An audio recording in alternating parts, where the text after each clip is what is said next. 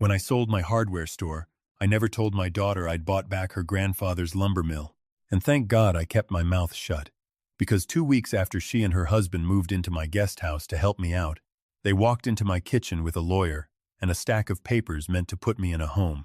But the confidence on their faces didn't survive the phone call I made right in front of them. Before I tell you exactly how that phone call ended their entire scheme, tell me where you're watching from tonight. And hit subscribe if you believe family who forgets where they came from deserves to be reminded. Hard. My name is Walter Grady. I'm 66 years old. For 38 years I ran Grady's Hardware on Route 9 outside Asheville, North Carolina. The same store my own father started with a hand-cranked cash register and a handshake with every customer who walked through the door. I sold it 8 months ago for a number that would have made my father sit down hard in his chair. Nobody in my family knows that number. To my daughter Denise and her husband Marcus, I was just an old man who used to smell like sawdust and WD-40, living alone in a house too big for him since her mother passed. Denise doesn't know that when I sold the store, I didn't put the money in some ordinary account and forget about it. I used a chunk of it to quietly buy back my father's old lumber mill up in Madison County, the one the family lost in the 80s when the recession gutted half the small mills in that part of the state. My father worked himself into an early grave trying to save that mill. I grew up hearing him talk about it the way some men talk about a woman they never stopped loving. When the current owner, an old friend of the family, decided he was ready to retire and asked around quietly before it hit any listing site, I didn't hesitate. I paid cash. I told exactly nobody. Not my daughter, not my son-in-law, not even my brother. 3 months ago, Denise called me crying. Marcus's construction business had collapsed. Some partnership that went bad, lawsuits, the whole ugly mess, and they were about to lose their house. I didn't ask many questions. She's my only child. I told her to pack up and move into the guest house behind my place, free of charge, for as long as she needed. I even helped Marcus fill out a stack of job applications myself, sitting at my kitchen table with my readers pushed down my nose, because that's what a father does. For about 6 weeks, things were almost sweet. Denise cooked dinner some nights. Marcus mowed my lawn without being asked. I let myself believe, for the first time since my wife Carol died, that my house didn't feel so empty anymore. Then last Tuesday, I came in from the garden and found them both sitting at my kitchen table with a man in a gray suit I'd never seen before, a leather folder open in front of him like he was selling insurance. "Dad, sit down," Denise said. Her voice had that careful, gentle tone people use right before they hurt you. "This is Gregory. He's a specialist in elder care planning. We wanted him to walk you through some options." I looked at the folder. I looked at my daughter. Options for what, exactly? Marcus leaned forward, elbows on my table, the same table Carol and I bought at a flea market in 1994. "Walter, we've been talking, and honestly, we're worried sick about you out here all alone. This house is way too much for one person. The stairs, the yard, all of it. We found a really nice community over in Hendersonville. Assisted living, but the good kind. And Gregory here can help set up what's called a living trust, so the house transfers into our names now, while you're still healthy enough to make that decision yourself." I felt something cold settle behind my ribs. "You want me to sign my house over to you, while I'm sitting right here, perfectly capable of deciding anything myself?" "It's not like that," Denise said quickly, reaching for my hand. I let her take it, kept my face as blank and tired as I could make it. "It's just smart planning, Dad. If something happens to you, Marcus and I would have to go through probate, lawyers, months of headaches. This just makes everything simpler for everyone." Simpler for everyone. I understood exactly what she meant by everyone. I looked toward the doorway to the living room, and there was my grandson, only 9 years old, sitting on the couch with his tablet, headphones on, completely unaware that his parents were trying to walk his grandfather out of the only home he had left. I thought about all the Saturday mornings I'd spent teaching that boy to use a hand plane in my workshop, all the years I'd spent teaching his mother the same thing before him. "Denise," I said quietly, "look at me. Is this your idea or his?" Marcus's jaw tightened. "Does it matter whose idea it is? We're trying to take care of you, and you're making it sound like a crime." Gregory, the lawyer, cleared his throat, sliding papers toward me across the table, tapping a spot marked with a yellow tab. "Mr. Grady, if you'll just review this section here and sign where indicated, we can get the transfer initiated with the county this week." I looked at the pen sitting on top of the folder, a cheap plastic pen The kind banks leave chained to a counter. I thought about all the years I stood behind my own counter at the hardware store, handing customers exactly the pen they needed, never once trying to talk an old man out of his own home. My hands started to shake, and I let them. I let my breathing go a little uneven. I let my shoulders sag like something inside me had finally broken.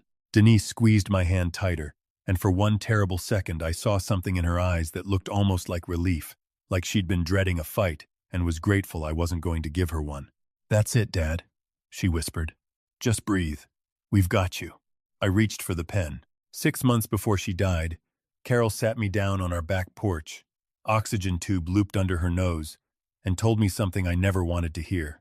She said she'd watched Denise change over the past few years, watched the way she flinched every time Marcus's business hit trouble, watched how quickly she started talking about money instead of family whenever we visited.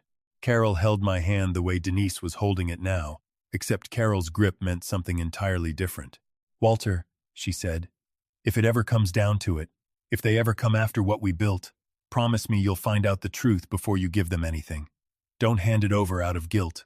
Make them show you who they really are first." I promised her.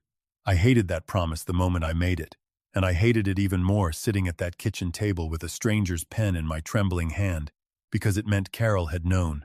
She'd seen this exact moment coming from her hospital bed, and some stubborn, prideful part of me had spent 6 months hoping she was wrong.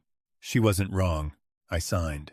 My signature came out shaky and small, nothing like the confident scrawl I used to put on 40 years of invoices. Gregory gathered the papers with a satisfied little smile, the smile of a man who gets paid whether the deal is decent or rotten.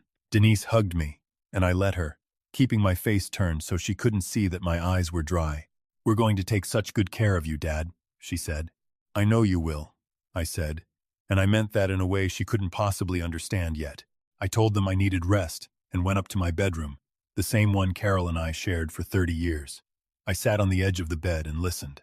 20 minutes later, I heard the pop of a cork downstairs, followed by Marcus's laugh, loud and easy in a way I hadn't heard from him in months. "To finally getting out from under this place," he said. "To Grandpa finally being someone else's problem," Denise said, and laughed along with him. I sat very still on that bed for a long time. Something in me that had been holding on for months, hoping I was wrong about my own daughter, finally let go. The next morning I called the one number in my phone I hadn't touched in 8 months.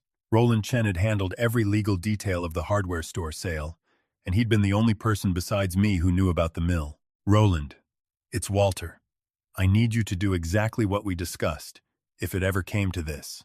There was a pause on the line, then his voice, calm and steady the way lawyers get when they've been expecting bad news for a while. "The living trust paperwork? Signed yesterday. Then we're already ahead of them, Walter. That trust document your daughter's lawyer drew up, the one transferring the house? It's not worth the paper it's printed on, and it never was." I sat down slowly at my kitchen table. "Explain that to me. 8 months ago, right after you sold the store, you had me restructure ownership of this house into a revocable trust in your name only. Remember? Standard estate planning. We did it quietly, so it wouldn't complicate the mill purchase. Any new trust document drawn up by an outside attorney who doesn't know that structure exists is going to have a fatal flaw, because this house was never yours to transfer in the way Gregory's paperwork describes. It's owned by an entity they don't know exists. Their document is legally worthless. They just don't know that yet." I felt something in my chest loosen for the first time in days. "So they think they own my house. They think they're one county filing away from owning your house. Walter, I have to ask you something, and I need you to really think before you answer. Do you want me to simply notify them the document is invalid, quietly, no harm done? Or do you want to let this play out?" I thought about Carol's hand on mine on that porch. I thought about my daughter's laugh through the floorboards last night, the relief in her voice at the idea of me becoming someone else's problem. "Let it play out," I said. "I want them to believe they've already won. I want them to start spending money that isn't theirs. And when they've built their whole future on top of a piece of paper that means nothing, I want to be the one standing there when it collapses." Roland exhaled slowly. "That's a hard road, Walter. I've walked harder ones." Over the following week, I played the part of a man slipping quietly into decline. I let Denise handle my mail. I let Marcus start talking to contractors about updating the place before it goes on the market. which told me everything I needed to know about their real plan for a house I'd raised their entire family in. I nodded along when Gregory came back with a second document. This one, authorizing them to access a portion of my investment accounts for transitional expenses while the house sale finalized. Roland had already warned me they'd try this next. I signed that one too, with the same shaking hand, because Roland had also quietly moved every real asset I had, everything from the mill purchase to my actual retirement accounts, into a trust structure they had no legal claim to and didn't even know to look for. What they were about to access was a separate account Roland had set up specifically for this purpose, seeded with exactly $200,000. No more, no less. Enough rope, not enough to actually hurt me. They found that account within 4 days. I watched it happen the way you watch weather roll in from a distance, from Denise's Instagram, which she'd forgotten I still followed under an old account with my middle name. A new SUV in the driveway of the guest house, Marcus grinning behind the wheel. A long weekend trip to Charleston, pictures of oysters and a hotel balcony. A watch on Marcus's wrist that I recognized from a jewelry store commercial. New furniture arriving at what I now understood they'd started calling our house to friends on social media. The guest house I'd offered them out of love now rebranded as a stepping stone to something bigger. They burned through that $200,000 in 11 days. On the 12th day, I drove up to Madison County by myself for the first time since I'd bought the mill back. I hadn't told a soul, not even Roland, that I planned to be there that particular morning. I parked my truck in the gravel lot my father used to park his truck in, and I sat on the loading dock in the cold October air, drinking coffee from a thermos, looking at the old mill building I'd spent 8 months quietly restoring without a single member of my family knowing it existed. I'd hired back 3 of the old mill workers my father used to employ, men in their 70s now, men who remembered exactly what that place used to be before the banks took it. We weren't running it as a commercial mill anymore. I'd converted half the building into a woodworking apprenticeship program for young men and women aging out of foster care in 3 surrounding counties, kids who needed a trade and a reason to get up in the morning more than they needed another government program. Carol used to say that real wealth wasn't what you kept, it was what you were willing to hand to somebody who needed it more than you did. I'd finally figured out how to listen to her. That same morning I got a call from Roland. His voice had an edge I hadn't heard from him before. "Walter, they filed the county paperwork this morning. They're trying to force the transfer through, claiming you're non-responsive to their calls and citing your, quote, cognitive decline as justification for an emergency filing." Something in me went very quiet and very cold. They're saying I'm incompetent. They're saying exactly that in writing to a county clerk. I looked out over the mill yard, at the 3 old mill workers loading fresh lumber onto a flatbed, at the small wooden sign out front that read Grady & Sons Trade School, a name I'd chosen because I still hadn't given up entirely on the son I never had, only the daughter who'd forgotten what her own name used to mean. Roland, set up a call. All of them. Denise, Marcus, and their lawyer. Tomorrow morning. Tell them I want to discuss the transfer in person, that I'm ready to finalize everything. You're going to let them think they've won. One more time. Just one more time. The next morning I drove back down to my house in Asheville, walked through my own front door, and found Denise, Marcus, and Gregory sitting at my kitchen table again. The same table, the same folder, a fresh set of papers spread out and waiting. Denise looked up at me with an expression I used to see on her face, as a little girl waiting to open a birthday present. Pure anticipation, no guilt anywhere in it. "Dad, we're so glad you called. Gregory just needs your signature on the final transfer, and then we can really start moving forward." I sat down slowly in my chair. I looked at the pen sitting on the table, the same cheap plastic pen from before. "Before I sign anything," I said, "I want to make one phone call. I think you should both hear it." I set my phone on the table and dialed. It rang twice, and Roland's voice came through the speaker, clear and calm. "Roland Chen." "Roland, it's Walter. I'm sitting here with Denise, Marcus, and their attorney Gregory. I'd like you to explain to them exactly what you explained to me 2 weeks ago about the ownership structure of this house, and about the trust filing they submitted to the county yesterday claiming I'm not mentally competent to manage my own affairs." There was a long silence at the table. Gregory's face went the color of old paper. "Happy to," Roland said. "Denise, Marcus, this house has been held in an irrevocable trust under Walter's sole control since March, structured specifically so that no outside document, including anything your attorney drew up, has any legal authority over it. The transfer you filed with the county yesterday is not only invalid, it constitutes attempted fraud against a trust, and given the language in your filing describing your own father as cognitively incompetent while simultaneously asking him to sign financial documents, you've created a rather serious legal problem for yourselves. I'd also point out that the $200,000 you accessed over the past 2 weeks came from an account established explicitly to test your intentions, not to fund your lifestyle. Every transaction has been documented. Marcus shot up out of his chair so fast it scraped hard against the floor. This is insane. You set us up. You've been sitting there this whole time letting you think exactly what you wanted to believe, I said, and my voice came out steady, nothing like the trembling old man's voice I'd been giving them for 2 weeks. That I was too weak and too tired to notice what my own daughter was doing to me. Denise's face had gone pale. Her hand pressed flat against the table like she needed something solid to hold on to. Dad, please, we can explain. We were scared. Marcus's business. We panicked. You didn't panic when you called me cognitively incompetent in a county filing, Denise. You calculated that. There's a difference. Gregory started stuffing papers back into his folder with hands that weren't quite steady. Mr. Grady, I want to be clear that I was not made aware of any prior trust structure, and I'll be reviewing my own liability here before we go any further. You do that, I said. Roland will be in touch with your firm this week. I ended the call. The kitchen was silent except for the tick of the clock above the stove. The same clock Carol picked out at a hardware convention 30 years ago. Marcus grabbed his coat off the back of the chair. This is unbelievable. You'd rather destroy your own family than just let us help you. You weren't helping me, Marcus. You were burying me while I was still breathing, and you were doing it with my daughter's blessing. He looked at Denise like he expected her to fight for him, and when she didn't say anything, when she just sat there staring at the table with tears running silently down her face, he shook his head and walked out the front door. I heard his new SUV start up in the driveway a minute later, and then the sound of gravel under tires as he left.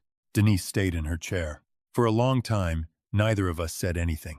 I heard you and Marcus that night, I finally said. Through the floor, popping champagne, toasting to getting rid of me. She flinched like I'd struck her. Dad, I didn't mean. You meant every word of it, or you wouldn't have said it out loud in a house you thought would be empty of anything that could hurt you. She put her face in her hands.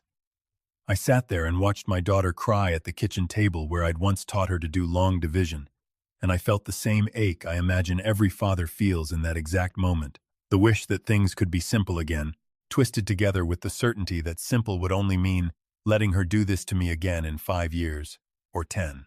What happens now? She asked quietly. Now you and Marcus figure out how to survive on what you actually have, instead of what you thought you could take from me. The guest house is still yours, through the end of the month.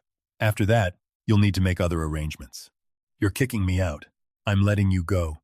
The same way your mother let go of every illusion she had about people long before I was ready to. I love you, Denise. I will always love you. But loving you does not mean handing you the rest of my life to spend however you please. I drove back up to Madison County that same afternoon. I sat on the porch of the old mill office as the sun went down behind the ridge, the same ridge my father used to watch from that exact spot 60 years earlier. I thought about Carol, about the promise I made her on our back porch, about how right she'd been about all of it, and how much I wished, for her sake and mine, that she hadn't been. I don't know if Denise and Marcus will ever recover from what they tried to do, or if they'll spend the rest of their lives blaming me instead of themselves for it. I know that Roland tells me the fraud filing alone could mean real consequences for both of them. Consequences I chose not to soften, because Carol taught me that protecting people from the truth about themselves isn't love. It's just a slower, quieter way of letting them destroy everything around them, including you. 3 of my grandson's college fund accounts are still intact, untouched by any of this, because some things a father protects no matter what the parents do to each other. He still doesn't know the details, and I intend to keep it that way as long as I can, though I imagine one day he'll ask why his grandfather stopped inviting his parents to Sunday dinner. I still sit on that mill porch most evenings now, coffee in hand, listening to the same river my father used to listen to, watching young people who never had a real chance learn to build something with their hands instead of tear something down with them. Carol would have loved watching them work. I like to think she's the reason I finally understood what she was trying to teach me all those years, that the hardest, The most loving thing a parent can sometimes do is stand perfectly still and let the truth do what kindness alone never could. If you've ever had to let the truth do the hard work that love couldn't, tell me about it in the comments below. I read every single one. And if you believe families should never be handed more trust than they've earned, hit like and subscribe, because I've got more stories like this one to tell you.